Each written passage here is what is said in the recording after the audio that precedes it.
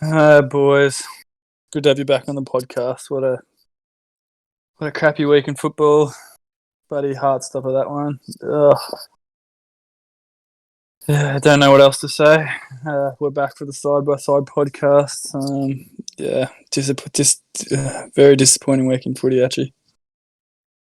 Yeah, it was actually my first game since our loss to the Giants in the prelim. So not a very good note to kick off the season. But look, we move on to next week and a good chance against the Giants. Daniel?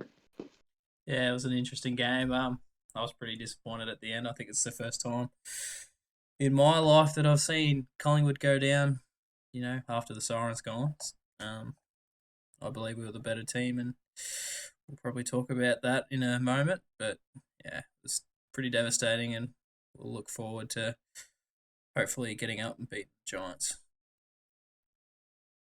Yeah, for me, my big thing was the just very competitive game of footy. It was the Collingwood football we like to see. Which was brilliant. What are we going on to, actually? I think we should just touch on probably late in the game. Ball with Callum Brown, which I thought might have gone to Coxie, and I was hoping it was because he's a much better set shot. I was screaming at the TV because I knew he was not going to kick it because I know he can't kick set shots. And everyone was like, it's an easy kick. I'm like, I'm telling you guys, there's no way he's kicking this. And Coxie's one of the better kicks we have on our side. So. Yeah, I just got flashbacks to, I think it was 2018 Anzac Day, I think. Yes, that's the one that I thought of too. Yeah, it's like we won that game, but like you just think pressure situation. I don't think Callum Brown has the knack for it, and he doesn't kick through the ball even in the outfield. Like I know Dan, you're not his greatest fan, but I'm starting to see where you're coming from because he just doesn't have that. He doesn't have that penetration he's kicking, which he has to have. He's a small man, like so you think you have to give it everything he's got, but he doesn't kick through it, and I'm not blaming him in any way. No. He kicks that goal when we're up by 6 points, but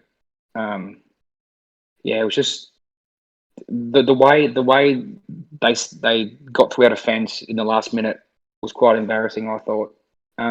Very open, wasn't it, the forward line? Yeah. Fox Footy showed a thing, a clip from behind the goals showing that like our forwards, they were flat-footed, like Hoskin, Elliott and Thomas were two players that I noticed not working hard enough. Like I know they might have been buggered, but gee, if you see Scott Pendlebury, you'd think that's why he's captain because he worked his ass off in that last passage, but it just wasn't good enough. How many kicks did Scott Pendlebury have in the last quarter? Do you think? I think he would have had as one of the best kicks in probably the AFL. Well, he had 13 kicks for the game. I think he would have probably had most of that. How many kicks? Probably zero. He had one kick, 6 handballs, mate. One of the best kicks in the AFL. Me. Should be absolutely doing it. Other notable performances in the last quarter was Steele Sidebottom. Had 11 touches, who was very, very impressive. Taylor Adams had 7. And that was about it. Really. Thinking about the game. So obviously, pretty tight all day. Really, really contested. Nice brand of football played. Collingwood 11-6. Obviously lost by a point. Brisbane 11-7. Pretty tight all day. I thought as a neutral supporter, watching throughout, that Brisbane definitely had their chances, and I thought they should have won it in the end because that last 10 minutes, I thought they had so many opportunities to score, and they just stuffed it around. Especially Danaher was very selfish in that last 10 minutes and nearly cost them the game. But they probably had 10 very good opportunities, I think, to win the game. And then a bit of luck at the end, I suppose. But yeah, I think they rushed themselves. That was sort of my take on it. Goal kickers for the night: Mychek, Cox kicked 2, Dacos kicked 2 as well, with multiple goal scorers with De Goey, Howe, Sidebottom, Sear and Thomas. So again, we've talked about last week actually another really good spread of goal kickers that we really like. Who was playing on Danaher? Darcy Moore. More. More Yeah, so, but Danaher would push it up down the ground, and if Danaher was to take a mark, which he took a fair few, just down the wing, Darcy Moore would roll off. Because then yeah. Danaher's out of the contest out there. Danaher looked very dangerous in that last quarter. I felt, but he kicked 3 for the day. 18 possessions, 8 marks. So obviously, for me, I felt that he wasn't as great as he has been the first 2 weeks, but it's still not too bad. Best players I felt were easily best on, and great to have him back to his best. And building from last week was obviously Brodie Grundy, best on field for the whole day. For a ruckman, magnificent 28 possessions, 11 kicks, 17 handballs, 6 tackles as a big man. Only going and 18 contested possessions with 54 hitouts. The next best being Mason Cox, with Brisbane having 4 hitouts between their 2 young ruckmen. Did you guys see that he obviously felt that he was probably a clear best on, really clear best on? Yeah. Yep. And then I rounded out my best with Pendlebury, Sidebottom, Quainer, and Howe. That was probably my 5 that I. Yeah. Hang on a second. Can I just add to that best, please? That I felt that played very, very well. Yes. I think we discussed this about 5 minutes ago. Jordan Ruffhead was easily second best for me. Playing on Hipwood, who's a pretty handy footballer at times. He had 20 disposals, 17 kicks, 17 marks, and he went at 100% efficiency. And I reckon 10, 11, 12 of them were intercepts. So I think he kept us in it for a very long time with that game. When they were going hard against Brisbane, he was the one that stood up for me. So I think Ruffhead was just behind Grundy for me, Daniel. Yeah, no, I agree. I probably wouldn't put him at 2 though. I still think that goes to probably Pendlebury. Or actually, I'd probably give it to Quaynor. I think he was probably one of our most influential players that we had out there on the day. I'm going to roll off some names for you. I want you to tell me if they're a good footballer or a bad footballer. Tom Barras. Good footballer. Good. Josh Rotham. Average. Charlie Ballard. Good. Oh, who? No. Oleg Markov. Nah. Average. Jack Lukosius. Good. Adam Tomlinson. Average. Errol Goulden. Rising superstar. Sam Doherty. Good, but not his best year. I couldn't put Jordan Ruffhead in my top 3. No chance. Absolutely no chance. Those players that I just rattled off are the top 7 most marks in the comp. And he only had 4 intercept marks. Old Ruffhead on the day. Definitely not in the top 3. Anyway, moving on.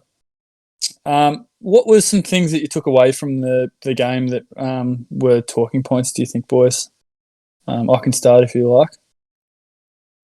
Yeah, go for it. How do you lose a game when your opposition has 4 hitouts for the day? I know we keep speaking about it, but bloody hell, something's got to change. This is ridiculous. They lost. Collingwood won the clearances by 5. Surely there is a way that we coach to get better.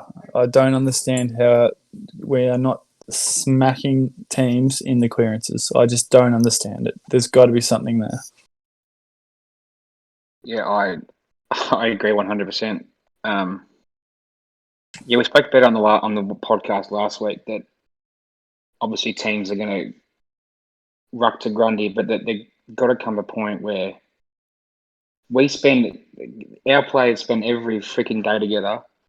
You know, there has to be some sort of way that we dominate week in, week out with the ruckman we've got. Like Grundy's only human; he can only tap it to places where he thinks his teammate's going to be. Like it's okay to say, "Oh, he had 54 hitouts, but where'd they go?" But it's not his fault. He has to get.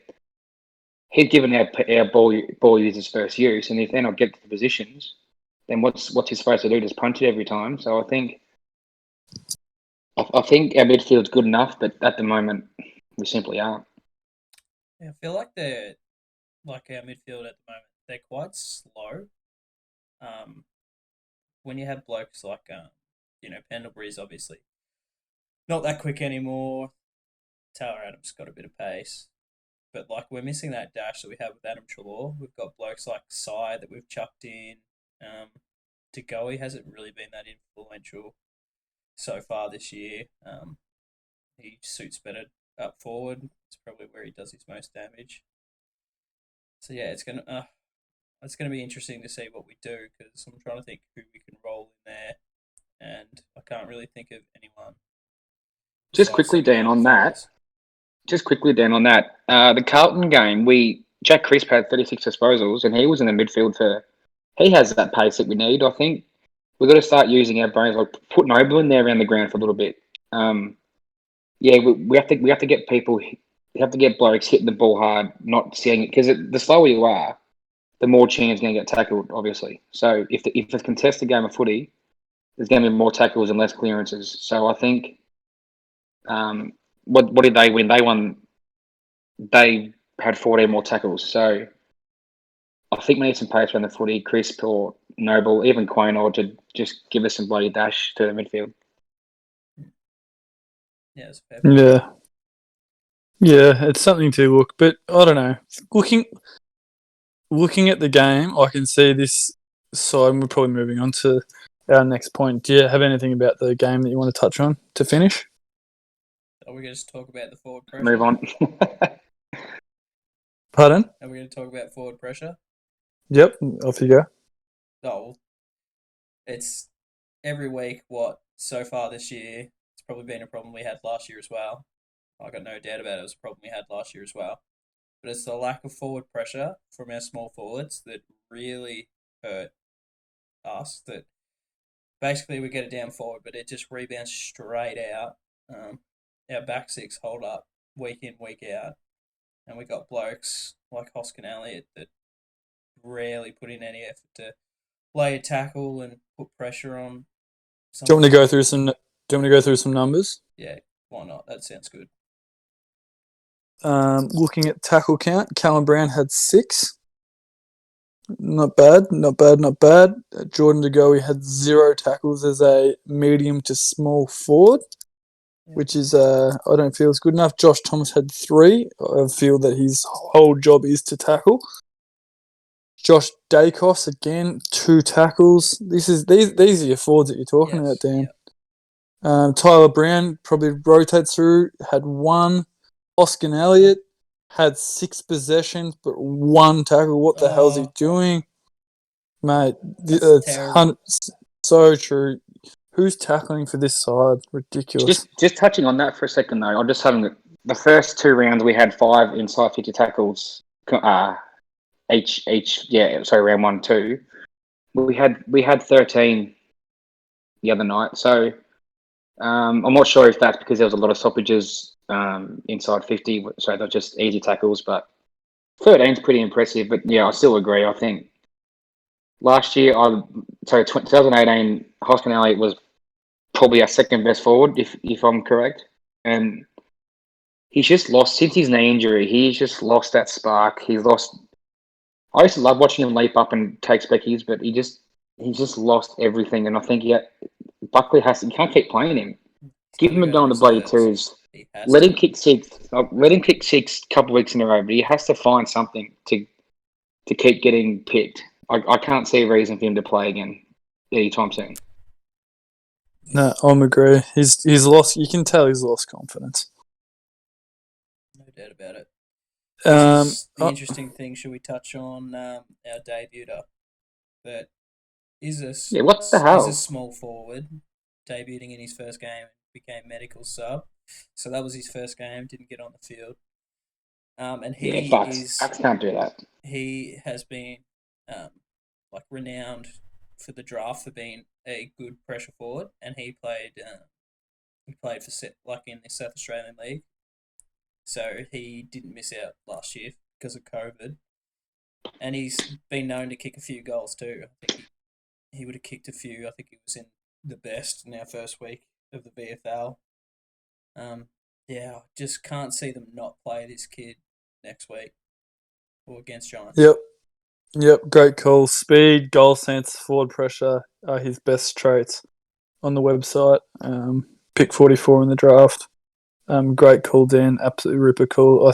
I think he comes in for Hoskin Elliott as probably the only change. We'll talk more about that. Moving on. Predictions about the season. Predictions about the overall season. I'll start. I feel Collingwood has surprised me. I think I said they were going to be probably around the 8 to 10 mark. I still think they'll be around that, but the football that they are playing, I definitely feel that finals is very, very much within reach. If they continue to play that brand of football, they're going to win a lot more games than they lose. No, I don't think we make finals, to be honest. It's gut wrenching to say because I have full belief in our system, but we haven't got that. We haven't got that.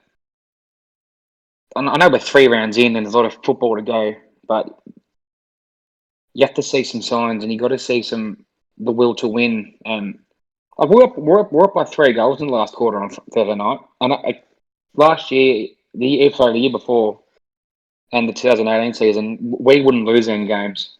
But for some reason, we have been the last couple of seasons, and it's becoming an issue. Tan? Yeah, I tend to agree with Achi. I've lost a little bit of confidence. I still believe we obviously have a chance at finals, but I expected a bit more, but it's still early. I think we played really poor against Bulldogs.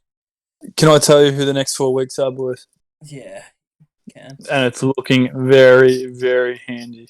Giants at home should be a pumping. Yeah. West Coast away, I find it very hard to win. I find it hard to win that. Collingwood, Essendon at the MCG. I feel they're a lot better side. And Gold Coast at the MCG as well. Those are the next 4 games. And then North Melbourne, the next 5 games. Please. And then Gold Coast after that too, Matt. No, I mentioned that. The next 5 games, really, should be winning 3 or 4 of them to then put very cheap as it's every chance. I think still every chance to play finals. Oh yeah, no doubt. We've still got a chance. Yeah, I agree. But the interesting note that I just got a question for you guys. Should Collingwood follow the lead of Sydney and play some of the younger kids that we have? Yep. There's none. I don't think there's any there. Yeah. Well, funny you say. Finley McRae was in first round draft picks. In their start. Finley McRae was. So I think he got 3rd best in the VFL Saturday. I think he was in the best last week too. Yeah. So why not give him a game against the Giants? Please. Yeah. No, I agree with that. Just these kids have talent. Like, why would we just not use them when we've got blokes that are borderline that should be in the 22? I just like to see. It might not be this week, but like I'm saying, in future weeks, I'd like to see some of the younger boys roll in there. We didn't give Oliver Henry too many chances. He had minimal game time. It'd be interesting. Yeah, I just think we give the young ones a bit of a go. Yeah. All right, fellas. So Saturday night, obviously, big game for the Pies against Giants, who I think have been the most underwhelming team this season so far, and probably last season too, missing finals. Just going through the injury list, this is some big names. Matt DeBoer, obviously with a hamstring injury, there goes a tagger. So sort of sigh of relief for Adams or Pendlebury. Perryman will miss more weeks with that glandular fever. Obviously, Phil Davis goes down, so there's an extra defender they have to bring in. But he's a good player, Davis, and obviously Canelio, their skipper. So I tell you what, if we don't win this game by 7 goals, there is seriously something wrong with Collingwood. It'd be a huge loss if we managed to lose this game. We'd have to be going in pretty much favourites. Would you fellas bring in Darcy Cameron now with Phil Davis out? Like, would you want to see us just just go nuts, go talls, and just exploit their defence? Probably not. Because Cameron kicked 4 again. Where is it at? It's at the MCG Saturday night. If it's dry conditions, you'd think about it. Who do you drop for? Hoskin Elliott. Take it, Hoskin Elliott, and play three. My check. He's not a. I wouldn't say he's a tall. He can play on a small defender. He's a half forward, I reckon. Just bring him in and of pressure in the forward line. Yeah, but you cannot tell me that Hoskin Elliott, come on. Anything he's not anyway. doing it, but that's the issue that we have. Yeah. That'd be interesting. Bring him in and bite the. It's a hard one. Just do it. You saw Port Adelaide. Port Adelaide did it with. They brought in Georgiades, had 4 tools, got absolutely ran off their feet. But Georgiades did come in late for Marshall, so it was just a swap. What? No, Georgiades come in for Marshall. No, Marshall's a late out, dude. For 2 weeks ago. 2 weeks ago. Yeah, at Adelaide Oval. Yeah, they played last week at West Coast. Oh, last week. Yeah, no, okay. They had 4 key forwards because they had two ruckmans. They had Lysette Laddams, then they had Dixon, Georgiades, and Marshall. So you had 4 key forwards down there. They got pumped, so that's why. But like looking at the Giants' defense, obviously, Davis goes out. So we've got Keith and Haynes, Buntine. Like I could easily see Cox doing well on Keith. Haynes would probably go to my check, and then like Darcy Cameron on Matt Buntine, or they might have a young kid who's a defender that can come in for Davis. But I just see it as an opportunity just to play tall, like who cares, and just sit him in the 50 and just see what he can do. You know, what's the harm in trying? You know. Yeah, that's an option, but you don't want to be playing with form. You've just come up against a side that's top 4 last year. Should have beat them probably. Why change it? You're playing good footy. Smack Carlton by 5 goals.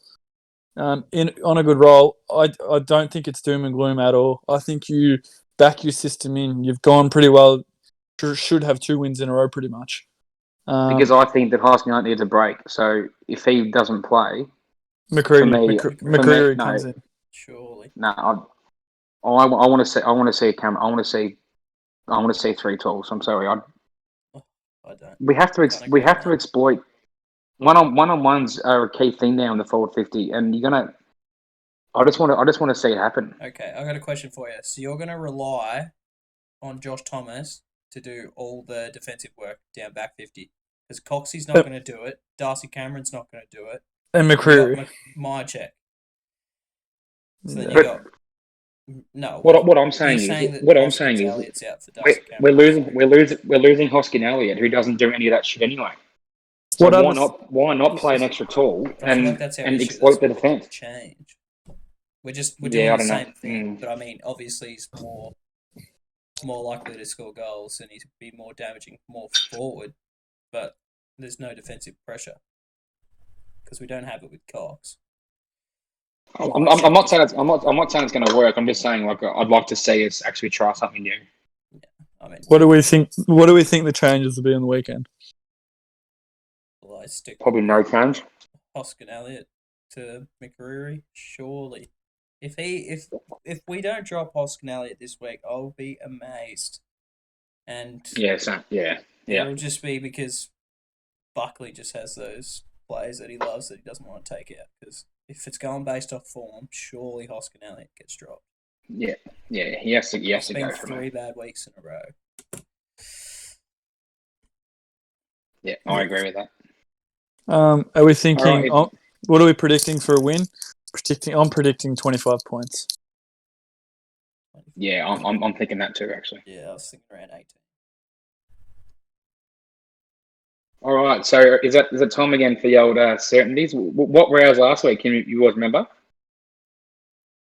I said Melbourne would be top 4, and they're on their way. Yeah, well, they are. Three in a row, and they're getting Ben Brown and their other the other key forward back to in the next 2 weeks? Oh, my big call was Hawthorn to beat Geelong. And tell you, I wasn't far off, was I? No, great game. Great game of footy. All right, so going into this week, do you boys have any input into your certainties or big calls that you think might happen? My big call is Western Bulldogs easily take care of Brisbane, and Western Bulldogs I think will be very dominant this year, and I'm thinking top 4. That is my big call, and my certainty is for North Melbourne to only lose by 80 points. four goals this weekend. 80 points. Okay. What about yours, Daniel? Actually, I'm actually going big. My big call is North Melbourne's going to win this weekend. That is such bullshit. An average loss of 80 points up to round 4. It's going to be interesting, but Yours, Dan? yeah. I mean, my certainty for this week is for Coxie to kick 4. I just think he's primed for a big game. Big call. I don't really have one. I'm trying to think. A big call. Maybe you go. Actually, give me a moment, and I'll come back. With All it. right. My I don't know if it. I reckon my certainty. I think Port bounced back against Richmond. Richmond were outplayed by a younger outfit, so I think they have some issues. Did you see Harwick after the game just sat in the coach's box for half an hour? I think there's something going on at Richmond. I think Port bounced back at Adelaide Oval. My big call, but I don't think it's a big call, but I think St Kilda missed the finals. I think they finished bottom 6. They're playing some horrid football at the moment. I think they missed the 8. They are playing some horrible football. I think their next 4 games are really tough as well. They got Eagles this week. Yeah, they've got Eagles, and they've got then they've got Richmond, then they've got Port at Adelaide. Then they've got the Hawks, which isn't easy. So yeah, they're in a world of hurt, I reckon. I don't know why they've got a good list, but they're playing like crap at the moment. Yeah. All right. My big call is for Buddy to kick 6. Against? They're playing the Essendon. Thursday night footy. That's if he's named. I assume he'll play because he was rested last week. It's at SCG too. I mean, if Bruce can kick 10, just about any forward can kick 6. What a joke that is. He plays one game in 2 years and he gets rested against Richmond. Oh yeah. Like obviously they won by 46 points, but why would you rest someone? Why would you rest your best player? Because I was listening to a podcast. They're very much realising that they could be a chance to play finals this year. Why get him? Make sure the second half of the year when they're pushing for finals, he's ready to go. Make sure he's absolutely playing good football from mid-year to the end of the year. Yeah. That's my thinking. They don't want to waste money on him because I think he's making more this year than he has any other year in Sydney, and he's barely played the last few years. So. Yeah. Well done, boys. Thank you. Have a lovely week, and hopefully 2-2 and pushing back up the ladder at the start of a very good 5 weeks for the Pies. Good on you, boys, and hopefully, good on you. Cheers.